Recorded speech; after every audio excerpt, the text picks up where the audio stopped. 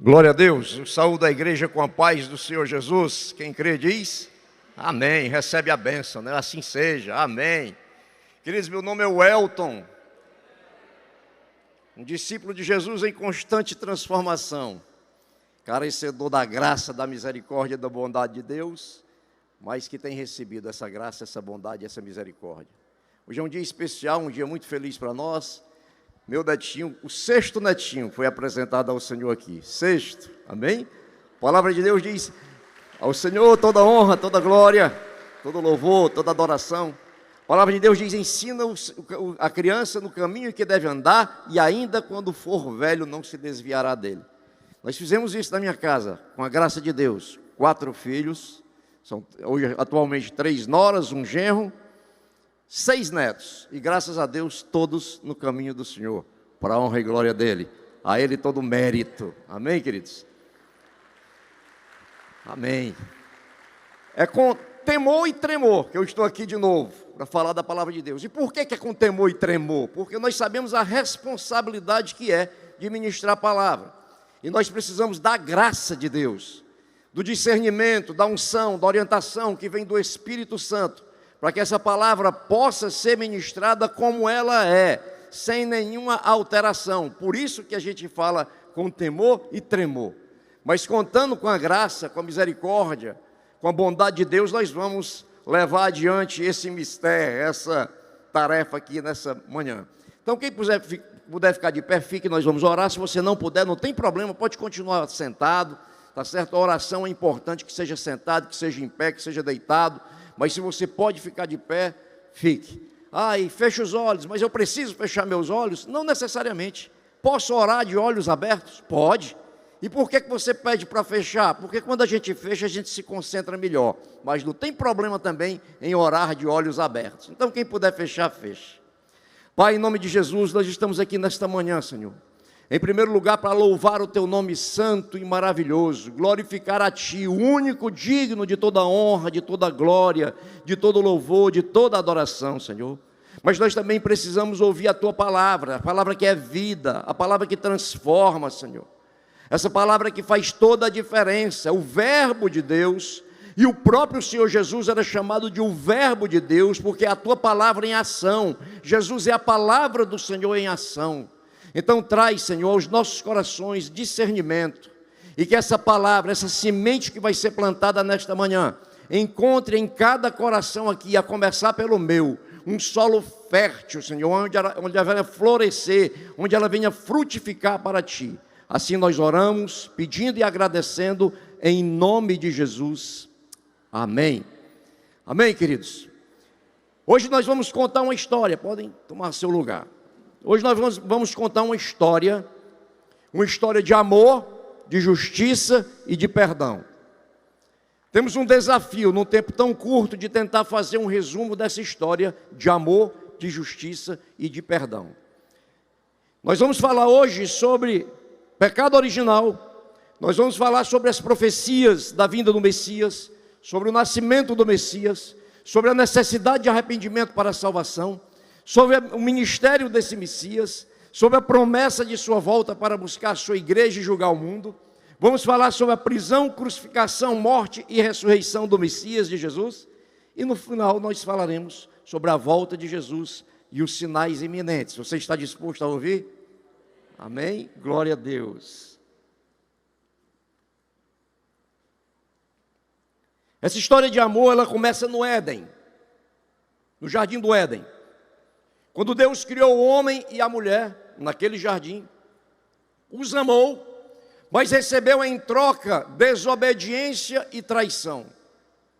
A história começa lá. Porém, mesmo tendo recebido desobediência e traição, Ele resolveu amar o homem. Ele resolveu nos amar. Ele resolveu que Ele não abandonaria os traidores às consequências dos seus atos, as consequências previamente anunciadas por Ele com relação à desobediência, à traição, ao ato de rebeldia. Ele resolveu continuar amando o homem e oferecer-lhes a oportunidade de arrependimento, de reconciliação, mesmo que para isso, quem tivesse que pagar o preço fosse o seu Filho Jesus Cristo. Quando Deus criou o homem e a mulher e os colocou ali no jardim do Éden, Ele lhes deu o direito de usufruírem de tudo que existia naquele lugar, de todas as maravilhas que tinham ali. A única exigência de Deus era que o homem não comesse da árvore que estava lá no centro do jardim. E Deus avisou quais seriam as consequências se o homem comesse daquela árvore. Mas nós sabemos a história. Eva comeu da árvore, do fruto da árvore, depois levou para Adão. E as consequências previamente ditas por Deus aconteceram. E que consequências foram essas? Primeiro, a morte entrou no mundo. Em Gênesis capítulo 2, versículos 16 e 17, está escrito assim: E o Senhor Deus ordenou ao homem: coma livremente de qualquer árvore do jardim, mas não coma da árvore do conhecimento do bem e do mal, porque no dia em que dela comer, certamente morrerás. Ele foi avisado previamente, mas ele resolveu desobedecer, e como primeira consequência, entra a morte no mundo. Deus não fez o homem para morrer. A morte entrou ali, naquele ato de desobediência, de rebeldia. Mas não foi a única consequência. A consequência também desse ato de desobediência foi a corrupção do homem, e nós vamos ver que também da natureza. O homem se corrompeu. O salmista no Salmo 14, versículos 2 e 3 diz assim: O Senhor olha dos céus para os filhos dos homens, para ver se há alguém que tenha entendimento, alguém que busque a Deus. Todos se desviaram, igualmente se corromperam. Não há ninguém que faça o bem, não há um sequer.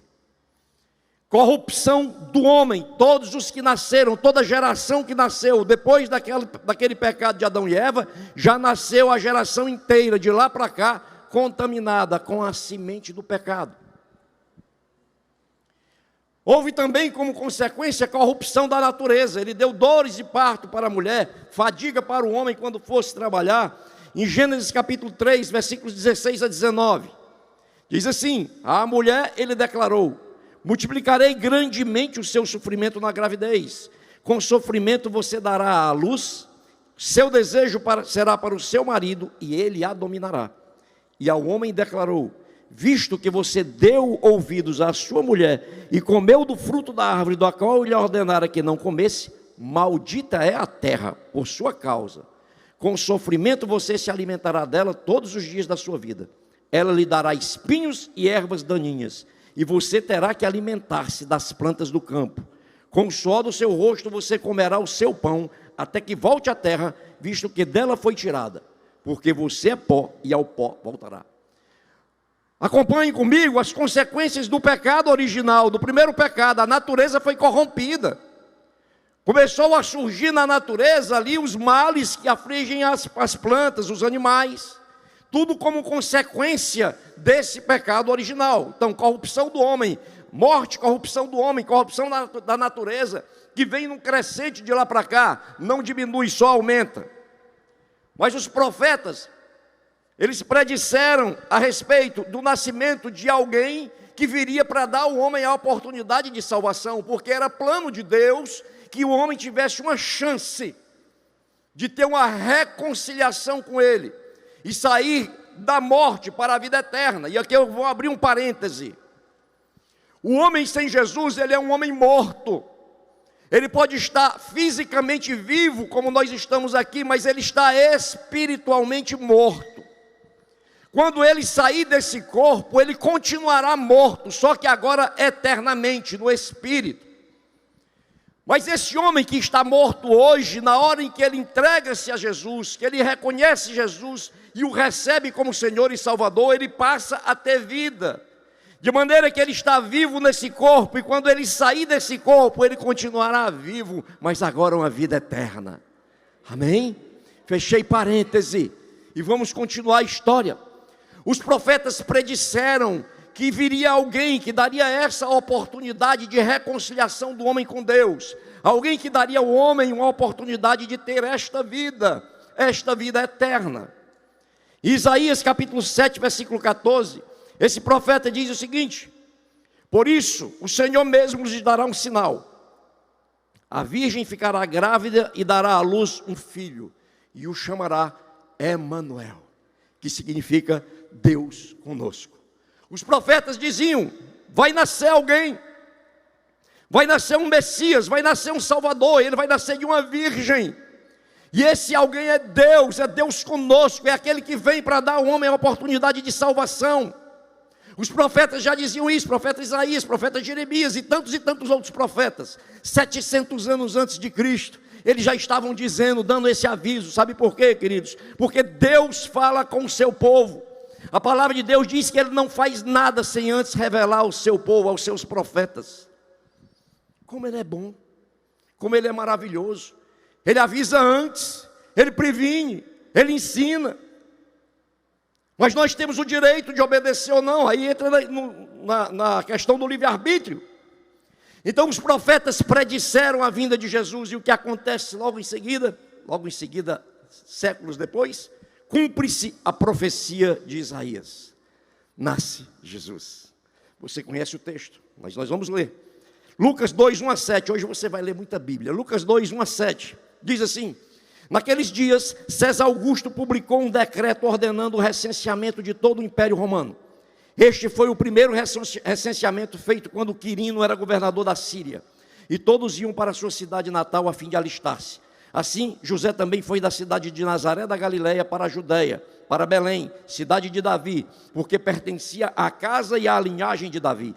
Ele foi a fim de alistar-se com Maria, que lhe estava prometida em casamento e esperava um filho.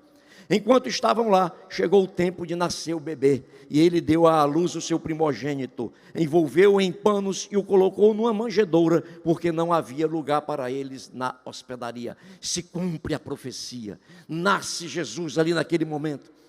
E em seguida, depois que Jesus nasce, vem alguém nesse mundo, já alguns anos depois do nascimento de Jesus, e esse alguém começa a pregar a respeito desse Jesus, que já havia nascido e que viria depois dele, e esse alguém começa a pregar sobre a necessidade de arrependimento. Esse alguém era João. João sai nesse mundo todo e começa a pregar: arrependam-se.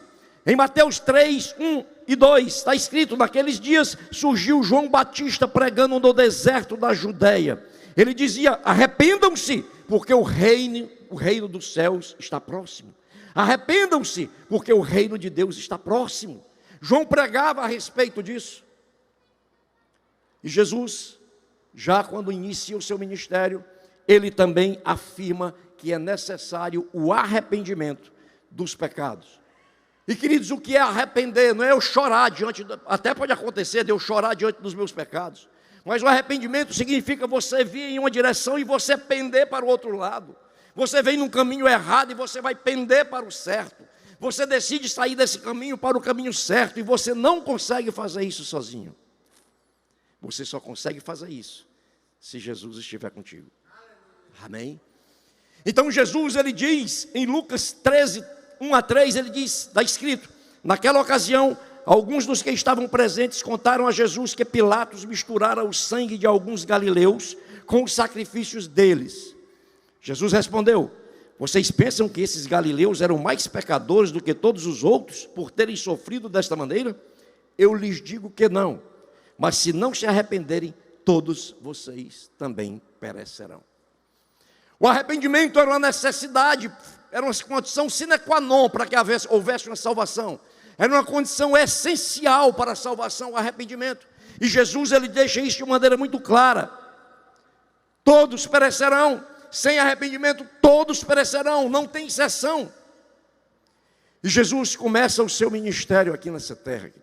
Filho de Deus, assume a forma de homem, se humilha na forma de homem, sendo Deus, e aqui por amor ao homem, ele é humilhado, preso, torturado, crucificado, mas ressuscita. Vamos adiante. Ministério de Jesus, realiza curas. Por onde ele chegava, ele curava as pessoas. Nós sabemos, quem já leu a Bíblia e quem já ouviu outras mensagens, certamente já viu dezenas de episódios onde Jesus curou. Jesus curou, vamos citar só alguns. Jesus curou o leproso, Mateus 8, 1 a 3.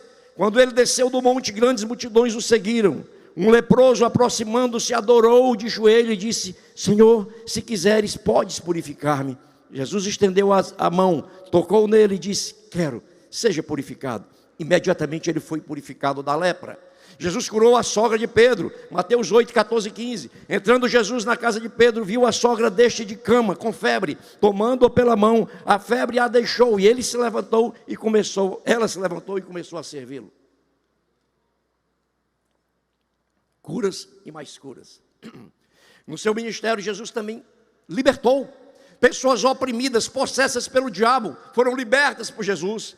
Nós sabemos que ele exorcizou um homem que era cego e mudo. Nós sabemos a história do exorcismo do homem de Gadareno, do endemoniado de Gadareno.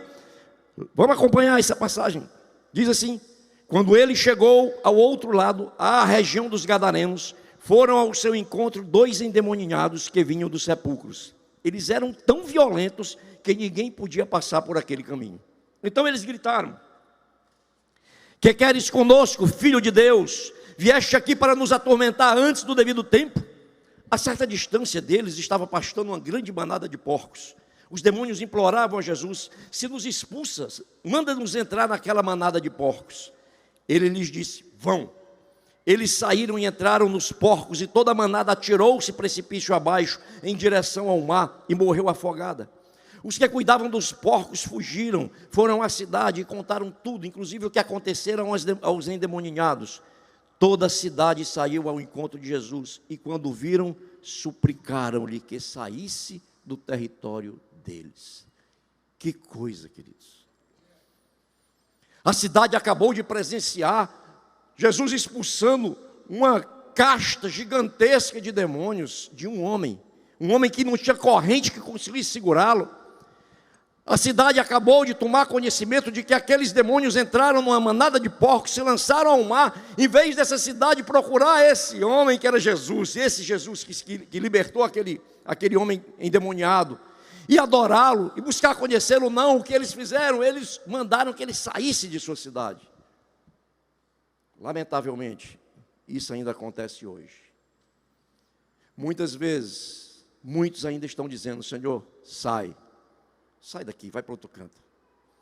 Está bom como está. Lamentavelmente, essa realidade ainda acontece. Jesus, dentro do seu ministério, ele também ensinou. Ele ensinou. E o maior ensino dele, um resumo de tudo que ele ensinou, você pode ler no Sermão do Monte, ou no Sermão da Montanha, que nós não vamos ler, porque são os 3 capítulos do Evangelho de Mateus, mas que vale a pena você ler. O Sermão da Montanha, o Sermão do Monte. Falando sobre esse sermão, Mahatma Gandhi disse o seguinte, abre aspas: se toda a literatura se perdesse, e só se salvasse o Sermão da Montanha, nada estaria perdido. Está completo o ensino de Jesus naquele sermão, no Sermão da Montanha. E Jesus, dentro do seu ministério, então, ele curava, ele libertava, ele ensinava. Em seguida, na nossa história, dando prosseguimento à nossa história, Jesus, no seu ministério, fazendo tudo isso, até que ele afirma que ele seria morto por amor a nós, para a remissão, para o perdão dos nossos pecados, mas que ele ressuscitaria e que ele voltaria um dia para buscar a sua igreja. Mateus capítulo 20, versículos 17 a 19. Enquanto estava subindo para Jerusalém, Jesus chamou em particular os 12 discípulos e lhes disse: estamos subindo para Jerusalém, e o Filho do Homem será entregue aos chefes dos sacerdotes e aos mestres da lei. Eles o condenarão à morte e o entregarão aos gentios, para que zombem dele, o açoitem e o crucifiquem. No terceiro dia ressuscitará. Aleluia. Jesus previne.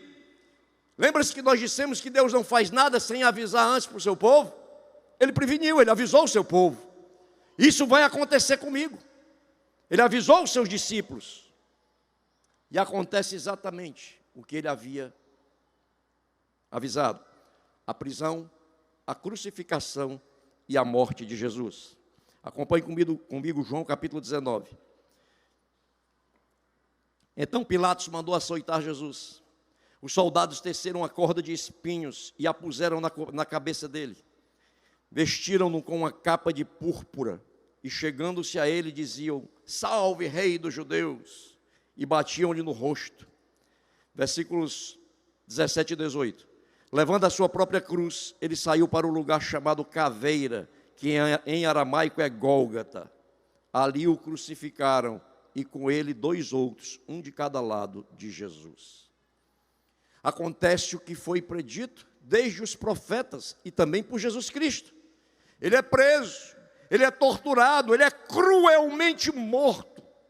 A morte mais dolorosa e a mais vergonhosa da época era a morte de cruz, reservada aos piores criminosos. Foi essa que foi imposta a um homem bom, santo, justo, que só fez o bem e que estava aqui numa missão: salvar a mim, a você e a todos quantos nele creem. Mas a história continua. Ele foi crucificado, mas ele ressuscitou. Lucas capítulo 4, versículos 1 a 7. No primeiro dia da semana, de manhã bem cedo, as mulheres tomaram as especiarias aromáticas que haviam preparado e foram ao sepulcro. Encontraram removida a pedra do sepulcro, mas quando entraram, não encontraram o corpo do Senhor Jesus. Ficaram perplexas, sem saber o que fazer. De repente, 2 homens com roupas que brilhavam como a luz do sol colocaram-se ao lado delas. Amedrontadas, as mulheres baixaram o rosto para o chão, e os homens lhes disseram: por que vocês estão procurando entre os mortos aquele que vive? Ele não está aqui, ressuscitou. Lembrem-se do que ele lhes disse quando ainda estava com vocês na Galileia: é necessário que o Filho do Homem seja entregue na mão de homens pecadores, seja crucificado e ressuscite no 3º dia. Amém? Você está comigo? Sim ou não? Amém? Glória a Deus. O barulhinho aqui atrapalha um pouco, mas vamos adiante. Queridos, recapitulando até aqui a nossa história. Recapitulando, nós falamos do pecado original, nós falamos das profecias da vinda do Messias, nós falamos do nascimento de Messias, nós falamos da necessidade de arrependimento para a salvação, nós falamos do ministério de Jesus, nós falamos da promessa de sua volta para buscar a igreja e julgar o mundo. Ele falou isso, nós lemos o texto. E nós falamos sobre a prisão, crucificação, morte e ressurreição de Jesus. A justiça de Deus, ela foi manifestada pela morte de Jesus Cristo naquela cruz. Ao punir o pecado, ele manifesta a sua justiça, porque Deus é amor, mas Deus também é justiça. Mas na ressurreição de Jesus, Deus manifestou a sua graça ao oferecer a salvação ao pecador que crê. Amém? Na morte de Jesus foi manifestada a justiça de Deus, mas na ressurreição de Jesus foi manifestada a sua graça ao oferecer por meio daquela morte e da ressurreição a oportunidade de salvação. Existe um padrão bíblico: primeiro a lei e a condenação, depois a graça e a salvação. Próximo capítulo dessa história, queridos, está escrito, mas ainda não ocorreu.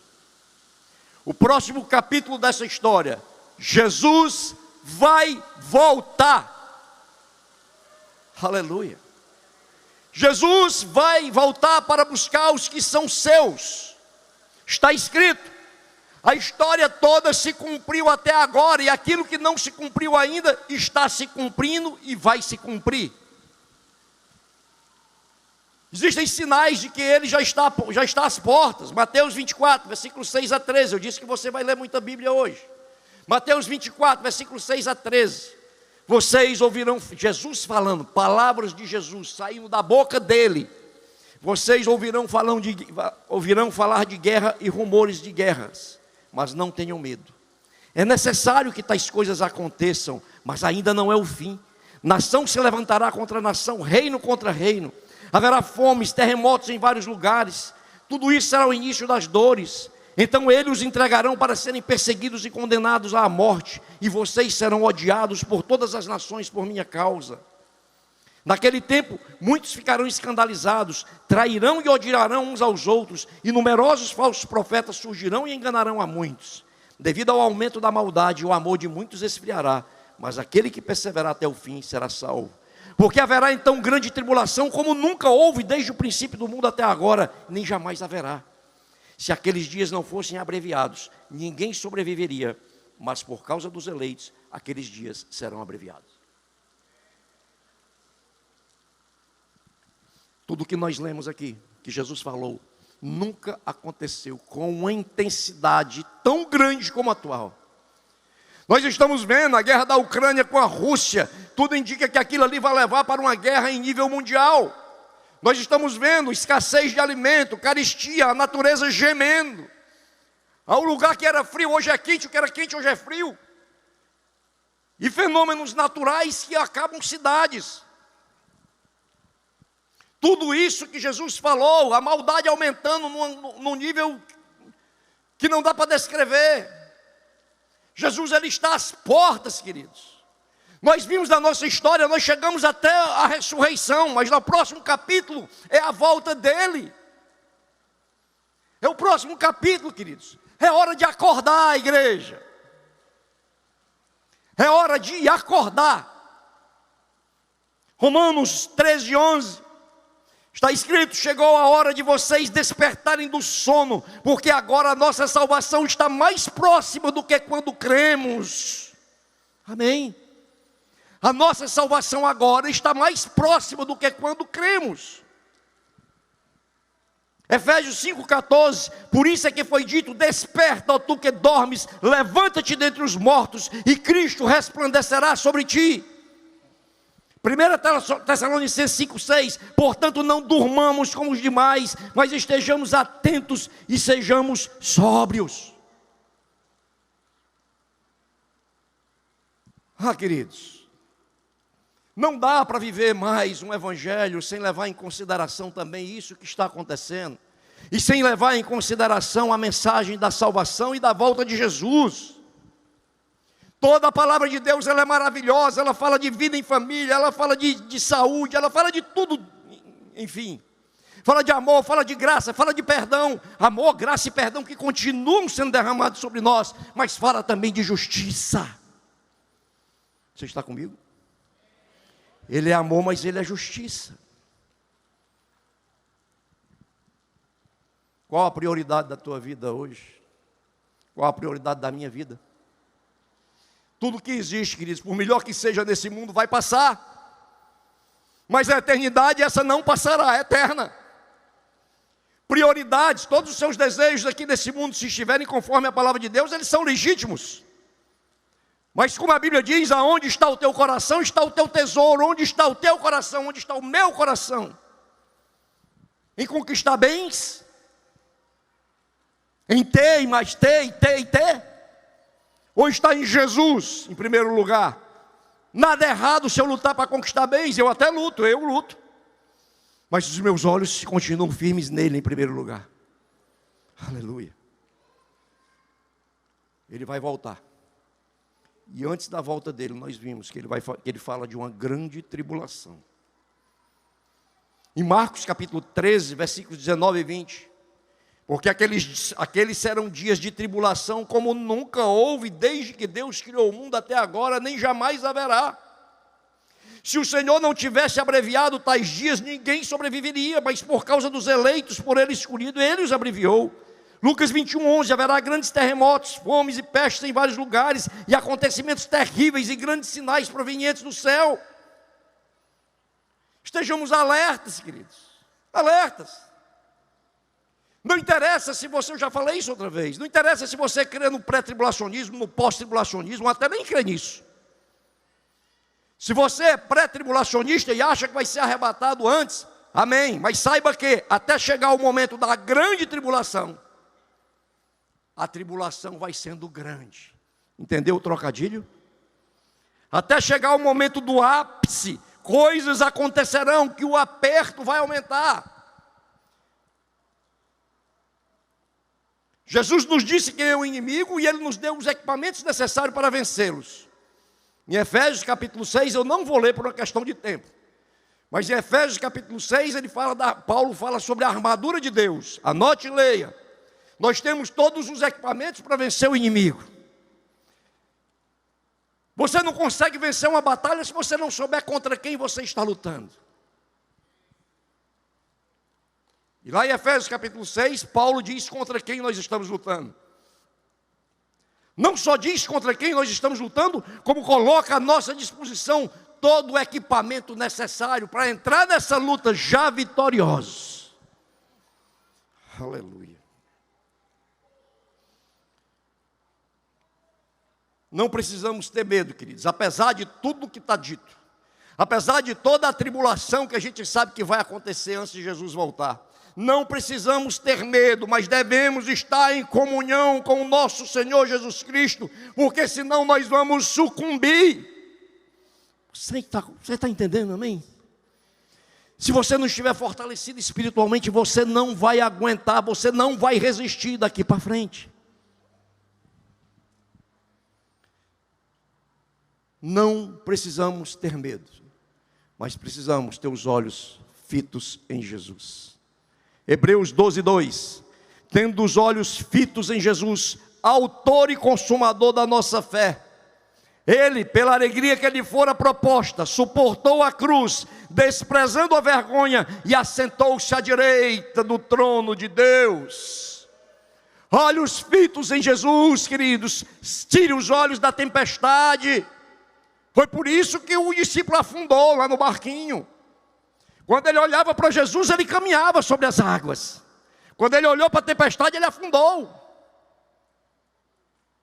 Olhos fitos em Jesus, visão espiritual. Nossa batalha é na mente, é no espírito. Quando algo vier querer tirar você do foco, você volta para o foco. Não precisamos ter medo, sabe por quê? Porque Ele sempre cuidou dos seus nas tribulações. Cuidou de Noé e da família dele no dilúvio. Gênesis 7, 17 a 24. Vou ler bem rapidinho por conta do tempo. 40 dias durou o dilúvio sobre a terra, e as águas aumentaram e elevaram a arca acima da terra. As águas prevaleceram, aumentando muito sobre a terra, e a arca flutuava sobre a superfície das águas. As águas dominavam cada vez mais a terra, e foram cobertas todas as montanhas debaixo do céu. As águas subiram até quase 7 metros acima das montanhas. Todos os seres vivos que se movem sobre a terra pereceram. Aves, rebanhos domésticos, animais selvagens, todas as pequenas criaturas que povoam a terra, e toda a humanidade pereceu. Tudo que havia em terra seca e tinha nas narinas o fôlego da vida morreu. Todos os seres vivos foram exterminados da face da terra, tanto os homens como os animais grandes, os animais pequenos que se movem rente ao chão, e as aves do céu foram exterminados da terra. Só restaram Noé e aqueles que estavam com ele na arca, e as águas prevaleceram sobre a terra 150 dias, no meio do dilúvio, queridos, no meio de uma tribulação que foi a primeira sem precedentes, acabou com tudo. Mas mesmo assim, aqueles de Jesus estavam guardados na arca. Jesus cuidou deles. Certamente não estavam numa situação tão confortável, uma arca cheia de animais. Com certeza não tinha um cheiro agradável. Não tinha uma situação de conforto, mas tinha segurança e nada faltava. Jesus cuidou do seu povo no deserto. Êxodos 13, 21 e 22. O povo atravessando o deserto, fugindo de Faraó. 40 anos no deserto. Durante o dia o Senhor ia adiante deles, numa coluna de nuvem para guiá-los no caminho, e de noite numa coluna de fogo para iluminá-los, e assim podiam caminhar de dia e de noite. A coluna de nuvem não se afastava do povo de dia, nem a coluna do fogo de noite. No meio do deserto, mas Deus cuidando, dando a direção. Coluna de fogo direciona e aquece, porque o deserto de noite é frio. Coluna de nuvens dando a direção e também livrando de uma insolação. E não faltava maná do céu, a comida caía do céu. O sapato cresceu com os pés das crianças, não tinha doença, não tinha uma gripe sequer. Deus cuidando dos seus no meio da dificuldade, no meio da tribulação. Deus cuidou de Sadraque, Mesaque e Abednego lá na fornalha ardente. Não os livrou de entrar na fornalha, mas eles não se queimaram. Não precisa ter medo, mas você precisa estar nessa comunhão que lhe dá essa fé. Porque o justo viverá pela fé. Queridos, Jesus vai voltar. Vai voltar para buscar os que são dele, mas também para julgar os que não são. Os que são dele estarão sempre com ele, mas os que não são dele serão lançados no lago de fogo e de enxofre. Mateus 25, 31 e 34, e o versículo 41 diz o seguinte: quando o Filho do Homem vier em sua glória com todos os anjos, assentar-se-á em seu trono na glória celestial. Todas as nações serão reunidas diante dele, e ele separará umas das outras, como o pastor separa as ovelhas dos bodes, e colocará as ovelhas à sua direita, e os bodes à sua esquerda. Então o rei dirá aos que estiverem à sua direita: venham, benditos de meu Pai, recebam como herança o reino que lhes foi preparado desde a criação do mundo. Versículo 41, então ele dirá aos que estiverem à sua esquerda: malditos, apartem-se de mim para o fogo eterno, preparado para o diabo e seus anjos. Apocalipse capítulo 20, versículos 11 a 15.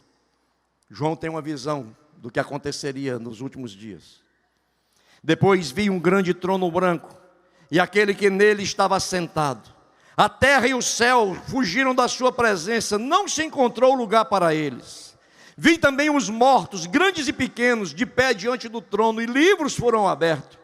Outro livro foi aberto, o livro da vida. Os mortos foram julgados de acordo com o que tinham feito, segundo o que estavam registrados nos livros. O mar entregou os mortos que nele havia, e a morte e o Hades entregaram os mortos que neles havia, e cada um foi julgado de acordo com o que tinha feito. Então a morte e o Hades foram lançados no lago de fogo. O lago de fogo é a segunda morte. Agora preste atenção a esse versículo. Se o nome de alguém não foi encontrado no livro da vida, este foi lançado no lago de fogo. Como é que teu nome vai estar no livro da vida? Quando você abre o coração para Jesus. Jesus, obrigado pelo que o Senhor fez por mim. Eu deveria ter sido preso, eu deveria ter sido torturado, eu deveria ter sido morto naquela cruz, e eu certamente não ressuscitaria. Mas o Senhor foi, tomou o meu lugar, o Senhor entrou na minha frente, e o Senhor se submeteu a tudo isso, para que pela graça, é de graça. Meu Deus, como é difícil entender isso. Não adianta você querer ter a salvação por seu sacrifício próprio, você não vai conseguir. Se uma pessoa nesse planeta conseguisse, Jesus não teria vindo. Para que viria? É de graça, você não precisa fazer sacrifício, subir escada com pedra na cabeça. Não, é grátis, é pela fé. Senhor, eu recebo o que o Senhor fez por mim. É assim. Mas é tão fácil que as pessoas não acreditam.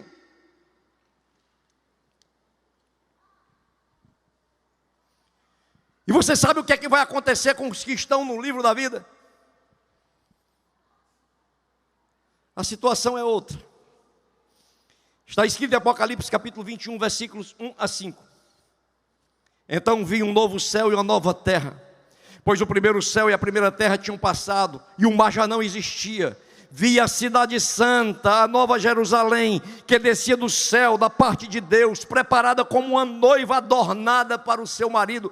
Queridos, tentem imaginar a cena. Ouvi uma voz forte que vinha do trono e dizia: agora o tabernáculo de Deus está com os homens, com os quais ele viverá. Eles serão os seus povos, o próprio Deus estará com eles e será o seu Deus. Ele enxugará dos seus olhos toda lágrima. Não haverá mais morte, nem tristeza, nem choro, nem dor, pois a antiga ordem já passou. Aquele que estava sentado no trono disse: estou fazendo novas todas as coisas. E acrescentou: escreva isso, pois essas palavras são verdadeiras e dignas de confiança.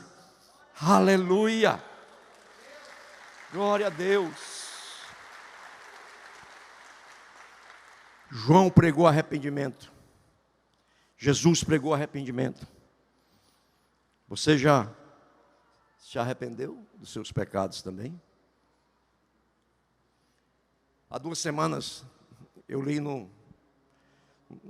na imprensa, no jornal virtual, dia 15/7, eu li sobre um acidente fatal que aconteceu na rodovia CE 198, entre as cidades de Tamboril e Crateús, aqui no Ceará. Não sei quantos viram isso. 5 jovens faleceram neste acidente. Oro para que o Senhor traga consolo e conforto aos seus familiares. Um acidente trágico como aquele, queridos, nos deixa profundamente tristes, mas também nos faz pensar na efemeridade da vida. Jovens cheios de sonhos, jamais podiam imaginar que aquele seria seu último dia, vinham até de uma festa, jamais podiam imaginar. Queridos, ninguém sabe quando é o nosso último, nenhum de nós sabemos o nosso último suspiro, quando vai ocorrer, ninguém sabe. O tempo está se esgotando. Para qualquer um de nós, a última oportunidade pode ser hoje, aqui nessa manhã. Você sabia disso? Você não sabe o que vai acontecer com você, nem eu sei o que vai acontecer comigo quando eu sair daquele portão. Pode ser hoje, pode ser agora a última chance. E a salvação, ela só vai acontecer se for até o último suspiro. Depois disso já era. Sabe, queridos, existem textos da Bíblia que são duros de pregar e são duros de ouvir. Duros. Tanto para falar como para vocês ouvirem. Mas eles são necessários. Porque eles tratam de vida eterna. E Jesus não ocultou nenhum deles. No Evangelho de João, no capítulo 6, Jesus falou de vida eterna e muitos se assustaram com a pregação dele. Está escrito aí, olha lá. Ao ouvirem isso, muitos dos seus discípulos disseram: dura é essa palavra. O irmão pode botar, João 6, 60 a 64. Não sei se eu separei esse texto. Pronto. Ao ouvirem isso, muitos dos seus discípulos disseram: dura é essa palavra, quem consegue ouvi-la? Ouvir o quê? Ouvirem o que Jesus estava dizendo, tinha acabado de dizer. Sabendo em seu íntimo que os seus discípulos estavam se queixando do que ouviram, Jesus lhes disse: isso os escandaliza? Que acontecerá se vocês virem o Filho do Homem subir para onde antes estava? O Espírito dá vida, a carne não produz nada que se aproveite. As palavras que eu lhes disse são Espírito e vida. Contudo, há alguns de vocês que não creem. Jesus continua dizendo, palavra dele. Versículo 66, 68. Daquela hora em diante, muitos dos seus discípulos voltaram atrás e deixaram de segui-lo. Jesus perguntou aos 12, vocês também não querem ir? Simão Pedro lhe respondeu, Senhor, para quem iremos? Tu tens as palavras da vida eterna. Discurso duro de Jesus. Mas ele não se furtou de alertar. A palavra, algumas são duras, mas são vida eterna, são palavras de vida eterna. O tempo está se esgotando. Quero convidar os irmãos do louvor. Aleluia.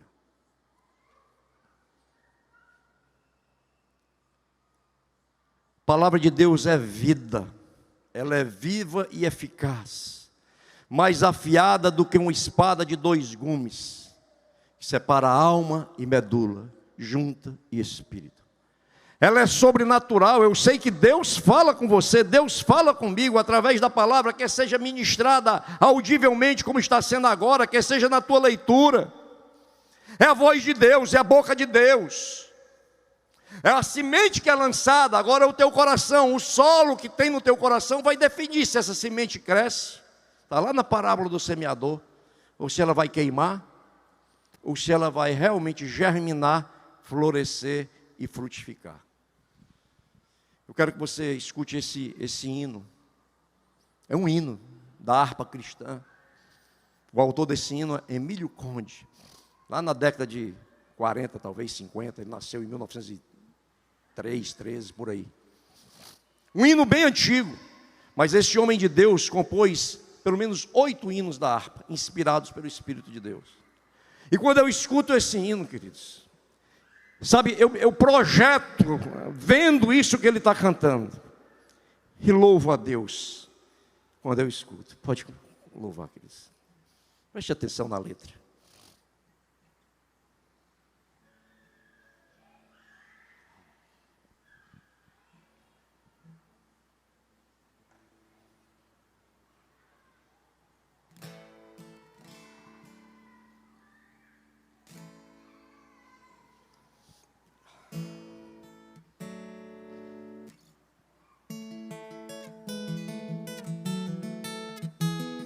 Vai passar a letra dele ali no telão.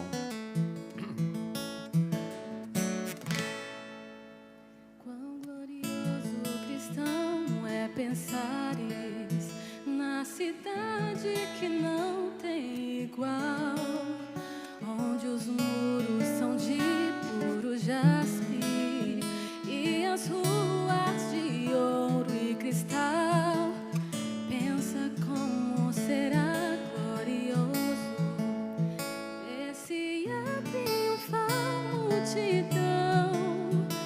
corre cantando, aguarda a chegada dos que vencem a tribulação.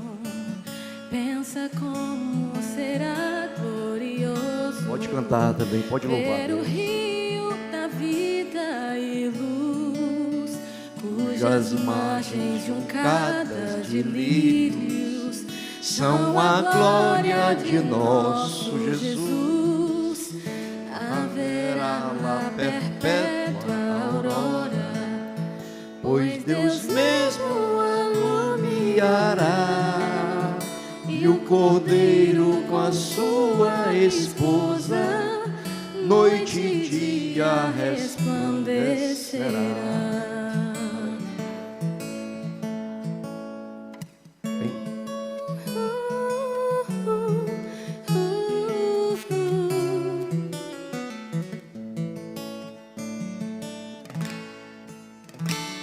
Na celestial melodia que a terra encherá de Beulah, e das harpas a doce harmonia, ao passar o Jordão se ouvirá.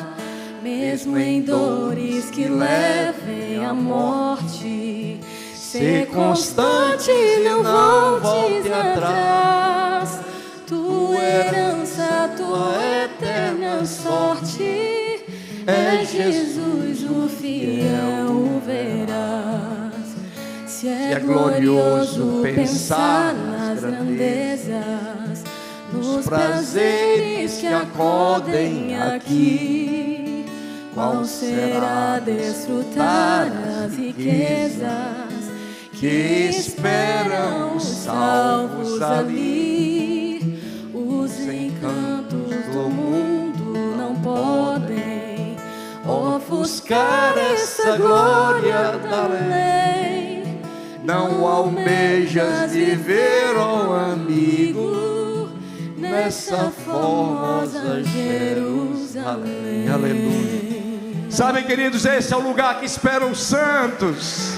Esse é o lugar que espera os salvos em Jesus. Não perca mais tempo, acorda, desperta, tu que dormes, a hora é esta. Você ouviu a palavra aqui nessa manhã.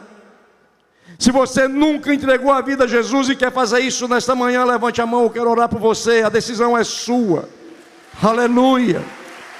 Eu sei que Deus falou a muitos corações aqui, amém, glória a Deus. Quem mais? A decisão é sua. Isso não é invenção de crente. Romanos capítulo 10, versículos 8, 9 e 10, mas o que diz? A palavra está junto de ti, na tua boca e no teu coração. Esta é a palavra da fé que pregamos. Se com tua boca confessares o Senhor Jesus e em teu coração creres que Ele ressuscitou dos mortos, serás salvo. É necessário que você abra a boca e diga: Senhor, eu te quero como Senhor e Salvador. Tem mais alguém aqui nessa manhã, queridos? Se Deus está falando com você nessa manhã, não perca mais nenhuma oportunidade. Esta é a hora. Esta é a hora. Mais alguém? Aleluia. Quero convidar você também, que já fez isso, mas anda afastado dos caminhos do Senhor, e nessa manhã você quer também se reconciliar. Senhor, eu me arrependo de tudo aquilo que fiz longe de Ti. Eu preciso de Ti para a transformação da minha vida. Sabe, queridos, Deus diz que você tem que vir como você está. Entenda isso, não inverta a ordem, porque você não vai vir nunca. Ah, eu não vou entregar minha vida a Jesus porque eu estou fumando, eu estou bebendo, eu estou me prostituindo, eu estou me drogando, eu estou adulterando. Não interessa. O que Deus diz é: venha como você está. Em mim você encontrará a cura. Não espere, não inverta a ordem, porque não vai funcionar. Aleluia. Aleluia. Vamos orar por aqueles que levantaram a mão nessa manhã. Pai, em nome de Jesus, nós louvamos o Senhor pela Tua palavra, Senhor. A Tua palavra muitas vezes, meu Deus, aos olhos e aos ouvidos humanos, ela é dura de se ouvir, mas o Senhor pregou, o Senhor falou sobre a Tua bondade, a Tua graça, o Teu perdão, o Teu amor e a Tua justiça. Se não fosse assim, o sacrifício de Jesus seria em vão. Jesus não desceu do trono de glória, deu a sua própria vida nessa terra, para depois estar na tua cidade santa com pessoas que continuam tão erradas, tão rebeldes como são hoje. Oh Senhor, muito obrigado por esta palavra que o Senhor traz aos nossos corações. Toda a palavra de Deus ministrada aos nossos corações, nós te louvamos e agradecemos por ela. Ajuda-nos, meu Deus, a viver conforme a tua vontade. Abençoa aqueles que nesta manhã resolveram entregar a vida ao Senhor, meu Deus. Derrama sobre eles da tua graça, do teu amor, da tua unção. Deus, que o nome deles a partir de agora esteja escrito no livro da vida, como diz a palavra do Senhor. E quando esse livro for aberto, Senhor, o Senhor mesmo disse: venham benditos do meu Pai, vocês estarão comigo nessa cidade santa que nós acabamos de cantar. Abençoa, Senhor, enche-os com a tua graça, com o teu amor, com o conhecimento, com a unção que vem de Ti. Em nome de Jesus, abençoa toda a Tua igreja também, Senhor. Que tenha um dia abençoado e que possam estar sempre meditando naquilo que o Senhor fala aos nossos corações. Assim nós oramos, pedindo e agradecendo, em nome de Jesus. Amém. Glória a Deus. Deus os abençoe, queridos, em nome de Jesus.